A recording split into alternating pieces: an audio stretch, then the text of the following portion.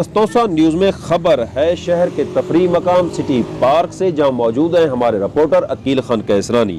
عقیل خان کیسرانی کے مطابق city park کی دیواریں جگہ جگہ سے گر چکی ہیں، اور حد تو یہ ہے کہ اس پارک کی پانی کی ٹینکی میں بھی اب دراڑیں پڑنا شروع ہو گئی ہیں۔ انتظامی نااہلی کی انتہا یہ ہے کہ کئی ماہ گزر جانے کے باوجود سٹی پارک کی گری ہوئی دیواروں کی تعمیر نو بارے سوچا نہیں گیا۔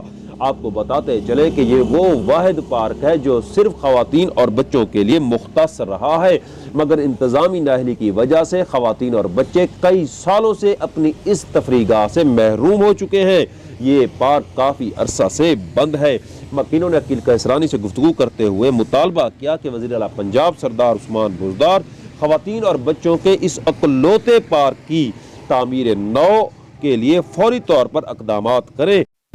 اس کے ساتھ ساتھ دیگر نئے بننے والے پارکس اور کمال پارک کو بھی فوری طور پر فعال کیا جائے۔